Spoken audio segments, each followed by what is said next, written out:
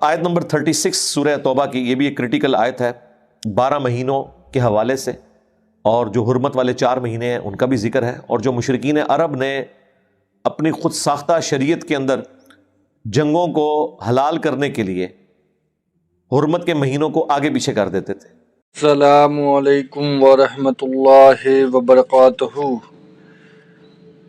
رجب کے مہینے کی فضیلت اور مشرکین عرب مہینوں کو آگے پیچھے کیوں کر دیتے تھے، اور مولوی رجب کے مہینے میں روزے رکھنے کی جعلی فضیلتیں کیوں بتاتے ہیں، اور حرمت والے مہینوں سے کیا مراد ہے، ان مہینوں میں اللہ نے لڑائی کرنے سے کیوں منع فرمایا، اور یہ ساری چیزیں جو ہے اس ویڈیو میں آپ کو سننے کو ملے گا کہ رجب کی جو فضیلت ہے مہینے کی وہ کیا ہے، اور حرمت والے مہینے کی تو کون کون سے ہیں۔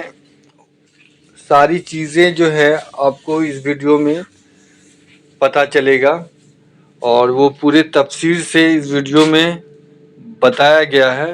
انجینئر محمد علی مرزا نے اس کو جو ہے سارے اچھے طریقے سے بتایا ہے، بریف دیا ہے، تو آپ بھی سنیں اور اس کا جو ہے زیادہ سے زیادہ جو ہے آپ فائدہ اٹھائیں، وہ چیز کریں جو اللہ نے اور اللہ کے رسول نے بتایا ہے۔ تو ہم سب کو اللہ تعالی ہدایت دے، صحیح راستے پہ چلنے کی توفیق عطا فرمائے، آمین ثم آمین۔ ان کی بھی ٹوٹی پھوٹی شریعت کے اندر 4 حرمت والے مہینے تھے جن میں جنگ کرنا منع تھا، لیکن جب ان کا دل کرتا تھا ان مہینوں میں جنگ کرنے تو وہ کہتے تھے ٹھیک ہے جی اس دفعہ جو محرم کا مہینہ ہے نا وہ رمضان کی جگہ پہ ہم شفٹ کرتے ہیں۔ اب یہ تو نہیں ہو سکتا کہ محرم کے مہینے کو آپ رمضان میں شفٹ کر دیں، تو یوں وہ مہینوں کو آگے پیچھے کرتے رہتے تھے۔ اس کا ذکر یہاں پہ آ رہا ہے۔ اللہ تعالیٰ نے کہا یہ کفر ہے جو یہ کر رہے ہیں، انہوں نے اللہ کی شریعت کو بدلا ہے۔ اللہ کے نزدیک یہ بہت سینسٹیو ایشو ہے اس حوالے سے۔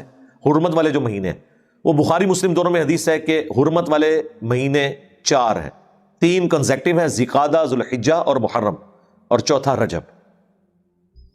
نبی اسلام نے جو اپنے آخری خطبات میں سے خطبہ ہے نا، جو حجۃ الوداع کے موقع پر ایک آپ نے خطبہ دیا تھا میدان عرفات میں، اور اس سے اگلے دن 10 ذوالحجہ یوم النحر قربانی کے دن منا میں ایک خطبہ آپ نے دیا تھا۔ وہ خطبہ بخاری مسلم دونوں میں آیا، جس میں نبی اسلام نے پوچھا تھا کہ بتاؤ آج کون سا دن ہے، یہ کون سا مہینہ ہے، یہ کون سا شہر ہے، اور صحابہ کرام خاموش رہے، اور انہوں نے کہا اللہ اور اس کا رسول بہتر جانتے ہیں۔ اور صحابہ کہتے ہیں ہم اس لیے کہہ رہے تھے کہ ہمیں یہ گمان ہوا کہ شاید نبی الاسلام آج کے دن، مہینے اور اس جگہ کا نام نہ بدل دیں کہیں، اس لیے ہم نے کہا اللہ اس کا رسول بہتر جانتے ہیں۔ تو پھر آپ نے فرمایا کیا یہ ذوالحجہ کا حرمت والا مہینہ نہیں ہے؟ کیا یہ شہر مکہ حرمت والا شہر نہیں ہے؟ اور آج کا یہ دن یوم النحر 10 ذوالحجہ کا دن، یہ بابرکت دن اللہ کے نزدیک حرمت والا دن نہیں ہے؟ صاحب نے کہا بلا یا رسول اللہ۔ پھر نبی اسلام نے فرمایا کہ جس طرح اس شہر مکہ، اس مہینے اور آج کے دن کی حرمت ہے نا، اسی طریقے سے ایک مسلمان کے لیے دوسرے مسلمان کی جان، مال، عزت، آبرو حرام ہے۔ یعنی جس طرح حقوق اللہ کے اعتبار سے تم سینسٹیو ہونا، اللہ کے نزدیک یہ بھی جرم ہے کہ تم کسی کے ساتھ زیادتی کرو، جان، مال، عزت، آبرو کے اعتبار سے۔ جس طرح کہ کوئی شخص مکے کی حرمت پامال نہیں کرتا، اس مہینے کی حرمت کو پامال نہیں کرتا، اس دن کی حرمت کا خیال رکھتا ہے، اسی طریقے سے حقوق العباد کا بھی خیال کرے۔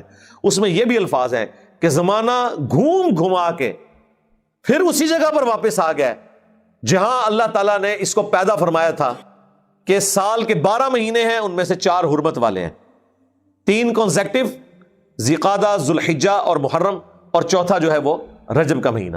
وہاں پہ آپ علیہ السلام نے یہ فرمایا تھا، اور مہینوں کے نام بھی بتا دیے۔ پھر آپ نے اس میں یہ بھی فرمایا کیا میں نے اللہ کا پیغام تم تک پہنچا دیا؟ سب نے کہا بلا یا رسول اللہ، پہنچا دیا آپ نے، بلکہ آپ نے حق ادا کیا۔ پھر نبی الاسلام نے 3 دفعہ آسمان کی طرف انگلی کر کے صحابہ کی طرف کی، اللہم اشہد، اللہم اشہد، اللہم اشہد، اے اللہ گواہ رہنا، گواہ رہنا، گواہ رہنا۔ اور پھر آپ نے فرمایا اب جو لوگ یہاں موجود نہیں ان تک میرا یہ پیغام پہنچا دیں، وہ لوگ جو یہاں پہ موجود ہیں۔ اور بسا اوقات جسے بات پہنچائی جا رہی ہوتی ہے وہ زیادہ یاد رکھنے والا ہوتا ہے بنسبت اس کے کہ جو پہنچا رہا ہوتا ہے، ظاہر ہے اسے پھر زیادہ قدر ہوتی ہے۔ اور پھر دیکھ لیں اللہ نے جن لوگوں سے دین کا بڑے لیول پہ کام لیا وہ سارے اجمی تھے، امام بخاری ہو، امام مسلم ہو، امام ابو داؤد، امام ترمذی، یہ سب اجمی ہیں جن سے اتنے بڑے لیول کا اللہ تعالیٰ نے کام لیا. حدیثیں انہوں نے محفوظ کی، نبی علیہ السلام کی سنت کو محفوظ کیا اس حوالے سے. تو وہاں پر بھی نبی علیہ السلام نے کہا کہ وہ 12 مہینے ہیں، اور وہ جو آگے پیچھے کرتے رہتے تھے وہ اتنی دفعہ آگے پیچھے ہوئے کہ آٹومیٹکلی نبی علیہ السلام کی بعثت کی برکت سے جس سال حضور نے حج کیا نا، وہ آئٹریشن پرفارم ہو کے اوریجنل جگہ پہ واپس آ گئی ہوئی تھی.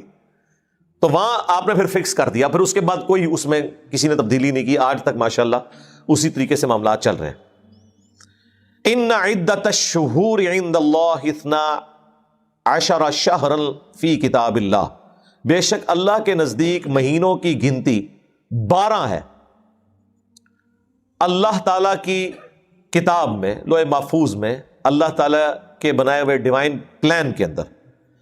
یوم خلق السماوات والارض، جب سے اللہ تعالیٰ نے آسمانوں اور زمین کو پیدا کیا ہے مہینے 12 ہیں. اور یہ دیکھیں 12 مہینے آلموسٹ سارے کیلنڈرز میں چل رہے ہیں، چاہے لیونر ہو، سولر ہو، اس کے علاوہ بھی جو کیلنڈرز ہیں ان کے اندر.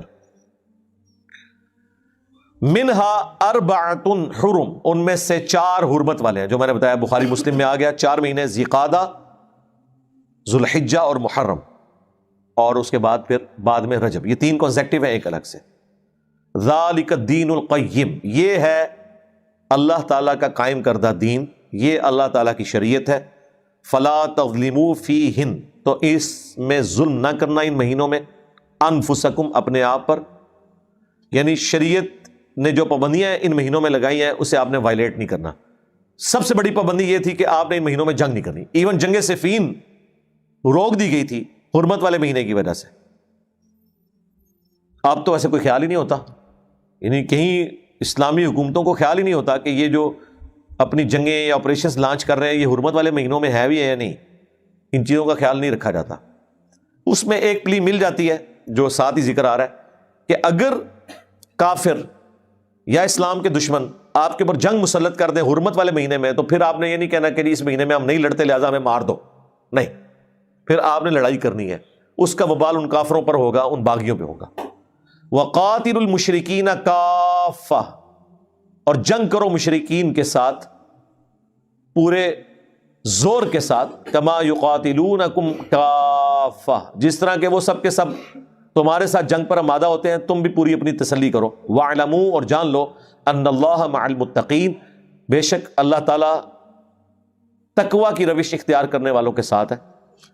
جو اللہ تعالیٰ کی شریعت کی پابندی کرنے والے لوگ ہیں ان کے ساتھ ہے اللہ تعالیٰ، جو اللہ سے ڈرنے والے ہیں.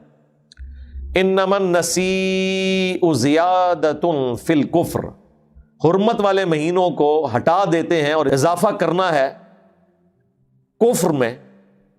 زیادۃ فی الکفر یضل بہ الذین کفروا، اور اس کے ذریعے گمراہ کیے جاتے ہیں وہ لوگ جو کافر ہیں. وہ جو میں نے بتایا یہ مہینوں کی گنتی آگے پیچھے کرتے تھے وہ ساتھ آ بھی جائے گا. یحلونہ عاما ویحرمونہ عاما، حلال کر دیتے ہیں ایک مہینے کو ایک سال اور حرام کر دیتے ہیں اس کو دوسرے سال.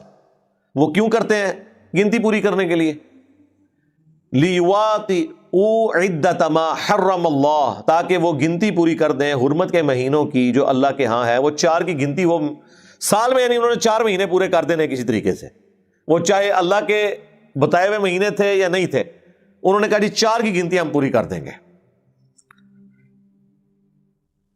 زین لہم سوء اعمالہم، اس طرح آراستہ کر دیے گئے ان کے لیے ان کے برے اعمال. واللہ لا یہدی القوم الکافرین، اور اللہ تعالی کفر اختیار کرنے والوں کو جو جان بوجھ کے کفر اختیار کرتے ہیں انہیں کبھی ہدایت نہیں دیتا. یعنی یہ ہدایت زبردستی نہیں ہوگی، کوشش کرنے والوں کے لیے ہوگی.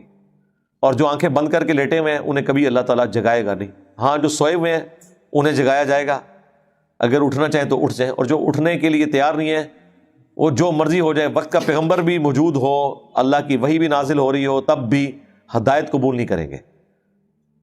اس کی واضح مثال ابو جہل ہے، ابو لہب ہے. ابو لہب تو ہاشمی تھا، نبی الاسلام کے خاندان سے تھا، لیکن دیکھ لیں ٹاس سے مس نہیں ہوا. حالانکہ نبی الاسلام کا پورا کریکٹر بچپن سے لے کے بعثت تک ان کے سامنے تھا، اس کے باوجود انہوں نے حق کو قبول نہیں کیا. اور جن کی قسمت میں حق تھا وہ سلمان فارسی جیسے لوگ کہاں سے چلے؟ سلمان فارسی فارس سے چلے اور مکے تک پہنچ کے نبی الاسلام پر ایمان لے آئے۔